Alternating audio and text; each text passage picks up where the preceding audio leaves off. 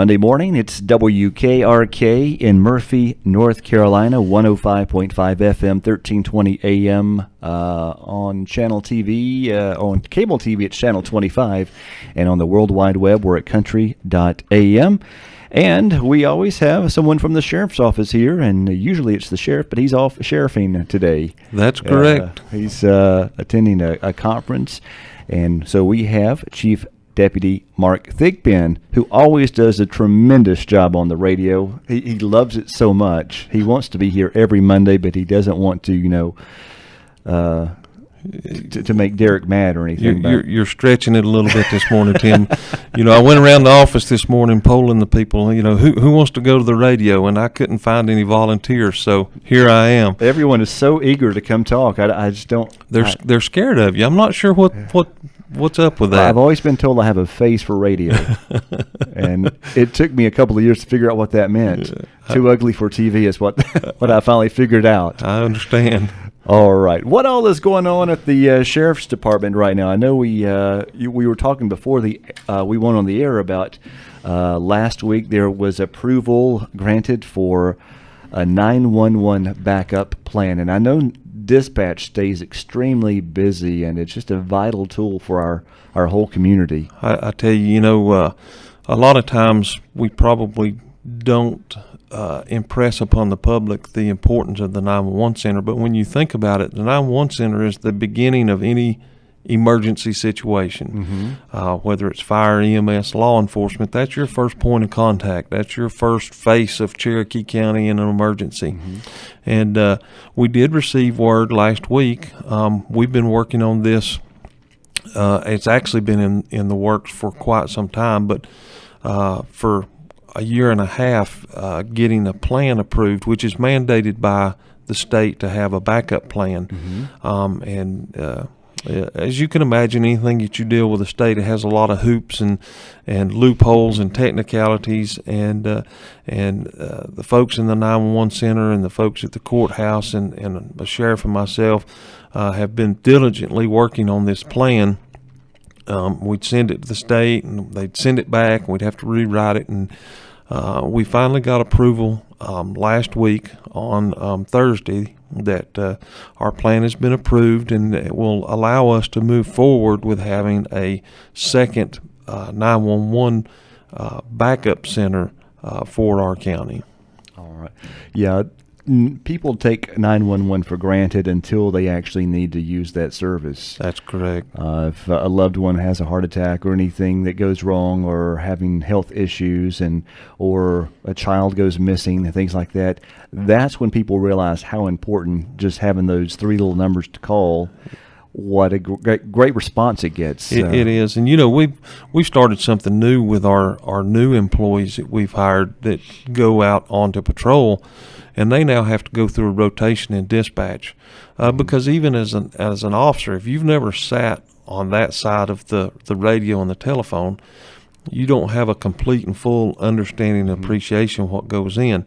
I had the opportunity years ago under Sheriff Jack Thompson to spend some time in the dispatch center, and of course we weren't computerized, and my handwriting's not always the best, so my note taking sometimes was less than much like me on Party Line. There you go. Okay.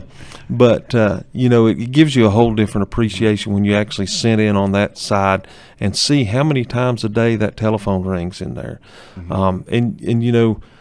It rings for everything. It rings for weather information. It rings for road information during our winter time, and it is the people's go-to source of information when there's anything going on, even above and beyond when they need them in an emergency situation. Right. And, I used to think when I was growing up that's just a cool job because you get to talk on the radio. And then I realized there's a lot more to it than just speaking on a radio for people to hear. You're actually dealing one-on-one with someone who's in crisis for much of the time, and you're having to talk and gather information from people that need help. So you have to be trained to be able to communicate clearly with the person and get them the assistance they need. Our folks down there go through a myriad of training processes to to be fully certified through the state to work in that position. And they do a telecommunicators course, which is just what you were talking about, how to handle the radio, how to handle the telephone, how to multitask. Quite often there's only 2 people in that room, at peak times 3. But, you have a major accident out here on 64 and you're getting 25, 30, 40 phone calls, along with trying to dispatch fire and EMS and law enforcement, send a message to the highway patrol if it's in their jurisdiction. So you've got all these pieces playing together at one time, and you may have one dispatcher that, because of the source, the nature of the call, they are bound by law not to hang up on people at particular times. If they're doing what we call EMD, emergency medical dispatch, then they have to stay with that person and go through their protocols of asking and getting questions answered. So they can't stop and talk on the radio and answer another phone line. So then, in effect, you have one dispatcher that's handling everything else that's going on. And it becomes quite hectic in there. They have a little bit of a running joke down there. It seems like a lot of times if the sheriff and I walk in, as soon as we open the door, the 911 phone starts ringing. And so they've banned us, especially from coming together down there. They said, you bring bad with you. Stay away. That's one place I have never, I don't think I've seen in the inside of the communication center there. And that would be something that I'd be interested in doing. But I do know, for example, like last year during winter weather, when everything kind of hit one time and the roads became really slick, and it was still during the workday, and there was several wrecks happening at one time. So I'm sure that dispatch was just ringing off the hook with people reporting accidents or calling for service. It does, and we have people that will call and kind of complain to the sheriff's office because they felt like a dispatcher was short with them or rude. And again, you're sitting there answering one phone with hundreds of calls coming in, and it may be on the same incident, the same accident. And the longer they take talking in a conversational method with you, then it's delaying them from getting the help to the people that need it. It takes time to be friendly to people, that's and correct. There are people waiting for help. So it's hard for the caller to understand sometimes. It is, and a lot of times they have to be very short. What's your emergency? Where's it at? We're aware of it. We have somebody on the way, and they disconnect you and move on to the next one. But and it can become very, very stressful during those periods of time for those dispatchers. But I give them kudos because it's not a job that everybody can do. I'm not a real good typist. And now that they've moved to computerized, you've got to be able to type, talk on the telephone, and talk on the radio all at the same time, and communicate with whoever your partner is. This is what I've got going on. This is what I'm doing. And it's, we'll create an opportunity for you to go down there and I would like to check it out. And you take your control board here and multiply that by 3 more screens, at least 1 more telephone, and they also have some large monitors that they're watching things that are going on all around the county. It kind of looks like a NASA control station in there. Well, I would like to go to see that firsthand because I'm always in communication with dispatch. They'll send text messages and let me know what's going on so we can get the word out to the community, and that's always important. And I know sometimes they don't have time to even communicate with the media outlets because they're so busy doing things. And but yeah, it's not a job for someone who is not able to multitask very well because they have to multitask. We get a lot of applications that come in, and in the application, it's what is your skill set that would make you a good dispatcher? And you'll see, well, I can type, or you'll see I'm used to answering the phone, or you'll see I talk to people in my current job all the time. Well, those are all good pieces of skill set to have for a dispatcher, but you got to be able to mix them all together at one time. And we have a lot of people that do come in and apply, and we run them through the process, and maybe we hire them on a part-time basis, and they'll come back and say, this is not what I thought it was going to be. And just what you said a while ago, when you're dealing with people in their time of crisis, they're screaming at you, they're upset. Sometimes it's hard to get them to give you the information that you need to get the right resources to them. So it's not conversational telephone talk, and it's not just conversational radio talk. It's urgent, in a hurry, and stressful. I think one thing that opened my eyes about how important that job was, a couple of years ago, a nice lady posted on WKRK's Facebook page wanting to say thank you to a certain dispatcher. I think her name was Kayla, if I remember. I could be wrong on the name, but she explained the process when she had called into dispatch. Her husband was having, I believe, a heart attack, and the dispatcher talked her through what to do, and she says she owes her life to that dispatcher, her husband's life rather, because very clear communication, and it just meant the world to the lady how great she and the responders, the people who came and actually helped her husband. But she said if it weren't for that, she wouldn't have her husband, and that just like made me realize how important that first line of communication is. It really, really is. All right, and you said that is.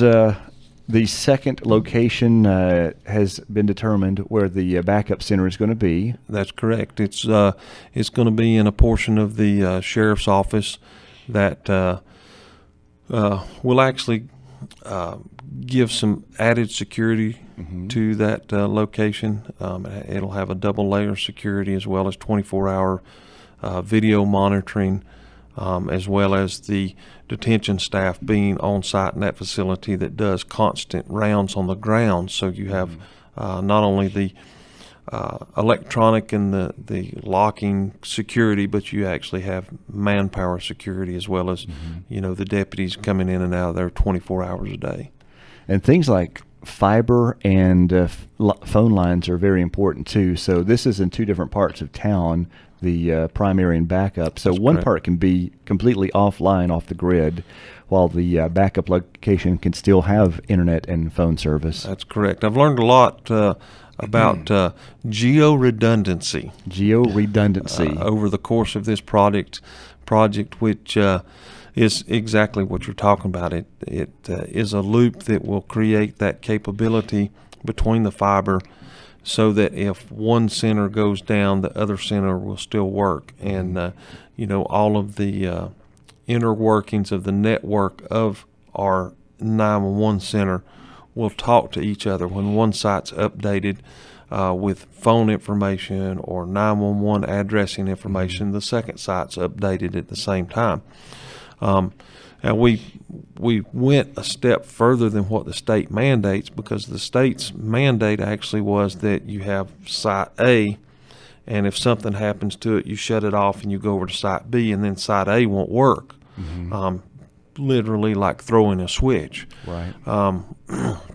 With the help of our IT department and some folks with some of the different components that we utilize, we have created a opportunity that will actually allow us, if we had a major disaster going on within the county and we needed to double our 911 staff, we could actually run both centers at the same time and be able to answer twice as many 911 lines and have twice as much dispatch capability. So, I tried to imagine what that place was like during the March 2nd tornado that passed through the area. I know there were so many calls for service that time, and I just tried to imagine how prepared are we for things like that, and how can we communicate to all those callers that come in. I'm sure you have to bring in extra staff on those really because you can't have like 12 people sitting there 24 hours a day. There's That's just correct. not money to pay for that. That's correct. But then there's such situations like tornadoes and winter weather where we really need more than 2 people. So what happens in that situation? Well, we're working our way towards eventually, hopefully, having 3 people on each shift. Right now, we have some openings within the dispatch center, but when those are filled, we will have, during prime call volume times, which we've gone back and looked at the statistical data of when calls come in, to have 3 people in the center the majority of the time. But what happens in the case of a tornado is the dispatch center will put a call out to all of the other dispatchers, anybody who can come in to report back to work. And we also have several people within the sheriff's office that hold dual certifications that can work in the dispatch center as well. So those people are also tapped to come in. And then we also have the capability to do what's called a call taker, which would be setting up a phone, and it can be with the miracles of voice over internet phone services. It could be in any number of the county offices where somebody can take those phone calls, and it can be answering the rollover lines, because after the 911 lines go to a certain point, they roll over to our administrative lines. So we can bring people in, even though they're not certified dispatchers, they can take certain calls and then hand that information over to the dispatcher. So it's kind of a all hands on deck kind of situation when you have that come in. And of course, then you multiply that with emergency management, typically opening the emergency operations center, which brings more people in to help kind of control the chaos, if you will. Right. And I know there's also the neighboring counties that can assist too, should there be an excessive volume of calls at once. That's correct. We actually have agreements with several different counties for rollover. We actually, and I can't explain why or how they determine this, but Frontier, if for some reason our county goes down completely dark on our fiber optics, our lines will roll to Cherokee Indian Reservation. And then they have a radio system that we utilize as well as part of the state's emergency system, that they can still talk to us over those radios and transfer that information back to us. So there's a lot of backups that have been put in place. We have some agreements with Clay County, Graham County, and we're actually looking at, we're in the process now, as a part of all of this, updating our computer-aided dispatch system, which has been in place for probably 10 plus years. And our new system has the capability to connect with other agencies that use this same system, which is a large number of our bordering counties. So we can actually, if they receive one of our calls, they can shift it to us by the push of a click of a mouse, and they will be able to talk via the computer-aided dispatch system with our dispatchers and their dispatchers, instead of having to call on the phone and somebody write it back down. They'll send all that information to us with a click of the mouse, and vice versa. We can do the same with them. As this grows, we also have some bordering out-of-state counties in Georgia that are going to this same system. So, we envision somewhere down the road that the bulk of the counties that border us will be on this same system, and we'll all be able to talk to each other. That's great. That really is good, because just being able to communicate with, and cooperate with local law enforcement across the state lines is very important, because if you're looking for someone, or if someone has robbed a bank, and is very vital to having the cooperation of neighboring counties. Yes. And so that's great that you can work together and share information. Yeah, it's really going to take us to a new level, a new step. And Cherokee Police Department, Cherokee Emergency Management already utilizes this same system. So if we were in a failure with our phone system, but we still had, for whatever reason, our computer system, they can send that stuff. But say we were completely down for a little period of time, when we came back up, because we're on the same system, they will be able to send that stuff to us. It'll populate into our computer system. Somebody won't have to go back in and retype this information. It's going to make the whole process a lot smoother. Of course, it's new. It's going to take a little while to get everything figured out, but it has great potential down the road. So technology has changed quite a bit since you dabbled in dispatching. When I first started, we actually didn't have the 911. You actually called the old 7477. We had a push-button radio, no computer screens. You had a notepad and a set of forms you filled it in, and I saw us progress to the first 911 system, but basically all you got with it was a name and a phone number. And then we progressed to having the 911 addressing information in. And I've seen it go from the old. How many years have you been in law enforcement now? Too long. It's starting to show our age here, aren't we? All right. Yeah. I'm trying to remember when 911 came about here in our local area. I know it started first.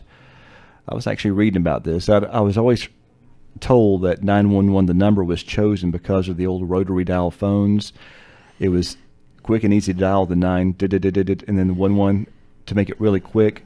And it's something that would not be misdialed very often, right? Because it would be hard to dial those that combination. But yet it was a quick, easy dial for the. And I remember having one of those old rotary phones growing up. I remember calling Party Line, and all we dialed was 6200. So 5 digits got us on the radio. That's right. And technology's changed in my lifetime, and I'm still a young guy, 40. Wait, that's not young sounding, 43. But yeah, technology has changed in the radio and law enforcement and dispatch as well. We talked about also opportunities for employment in the sheriff's office in the county. If someone's interested in any kind of job, what kind of openings are there now, and how do they go about finding the information about that and applying? Well, currently, the main place that we have some opening is in the dispatch center. We have a couple full-time positions open there. We are always looking, though, both in the detention center and the sheriff's office side and the dispatch. We like to keep a file of potential applicants. But if you want to see if there is a current standing opening, you can go to the Cherokee County website, and at the top of the website there's a thing about employment opportunities, and they list our current openings. They also have the application for the county, which starts the same for any position in the sheriff's office, dispatch, or the detention center, available to be filled out online, and then you can print it, email it, whatever your choice is.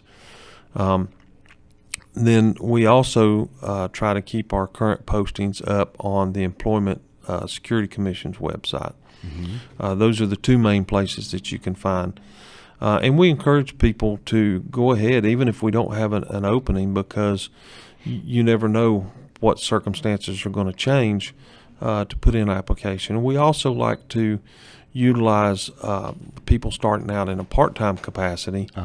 And obviously, if we've run you through the processes and you've done your field training and gotten up to speed, then that makes a part-time employee much easier to transition into a full-time, and we typically give preferential to those people when a full-time position comes open. So it's kind of a good way to get your foot in the door, right? For future full-time employment. So we would recommend anybody who's interested to fill out an application, turn it in at the sheriff's office, and we can filter it from there as to what department it needs to go to, whether it's dispatch, detention, or to something in the actual sheriff's office side. And then from there, the appropriate supervisor will make contact and do a sit-down interview, and then we go from there. And, of course, unlike most of the other county jobs, we have such hoops to go through because all of our positions have to be vetted through the state, through the sheriff's training standards, background checks, drug screening, and it's a very long and tedious process for our human resources people to process that paperwork. So, but it's kind of a necessary thing to make sure that the people that you get are quality. That's correct, and that they meet the state's criteria, meet our criteria, and that they're willing to stay the course, because it's not like going and just applying for a job in some other position in the county. Right. We have so much annual in-service that's tied to all of our positions, and a lot of people also have to stop and remember that there's not hardly a position in our office that isn't a 24/7 potential. So that's kind of the quick and easy way, and is to start at the county's website, fill the application out, and get it sent in to us, and then we'll process it from there. All right. I know we're running a little bit over time already. We just talk a lot, don't we? We do. Yeah. One question that people ask me a lot, because they're asking me if where our tower is located. You had mentioned the statewide emergency communications. The big tower there at the sheriff's office, can you tell us about what it does and its purpose, and how it's used? What else up there? That tower actually has a couple of purposes. That is what is a part of called the state's Viper system. And that is a direct result of 9/11, where the entire country is shifting towards a interoperable communication system. So if we have an incident, anybody from across the state that may come to Cherokee County to assist us, whether it's law enforcement, fire, EMS, can be assigned a channel on that tower. We utilize it on a daily basis. It's a digitally secured communication system. It's not one that's heard on the scanner. Right. So if we have sensitive information that doesn't need to go out, we utilize that system. And we have multiple Viper towers in Cherokee County as well as across the state that gives us coverage. Now, we don't have full coverage in the county, so there's some areas that the EMS uses Viper as well. The hospital has Viper, and as well as our deputies. They may have to switch back to normal communications because there's not a tower available. Right. And then because that tower was built through the sheriff's office grant funding that was received, we have access to that tower and building as well, and maintain some of our backup communications. It's not our primary communication site, but it does house some of our backup communications for the sheriff's office. Okay. Well, that answers that question. I knew that it was a Viper and a lot of secure communications. What constitutes when something should be on scanner and what should be a private? I know there's a lot of sensitive information that does not need to be broadcast publicly. It varies. It may be a operation that's being worked by, say, the drug unit, where they're getting ready to go do a search warrant, or a high-risk arrest warrant, that information doesn't need to go out over the radio. It may be something where someone's having a family emergency, and we need to give very specific information that involves names and things that are going on specifically in that household or that family that just doesn't need to be out on the radio. And we use it for other information that if we have, say, for example, a special detail going on that needs a little more security than over the regular radio, and the deputies are checking in and out doing those things, we'll utilize those frequencies as opposed to the regular. Plus, it actually frees up our primary frequency for the 911 calls that are coming in. Okay. Very good. Well, I appreciate all the information today. And anything you want to talk about before we say goodbye? I believe I've talked plenty today. We've almost talked out, haven't we? All right. Thanks for being back with us, and we look forward to doing this again real soon. All right. Thank you, Tim. All right. Thank you.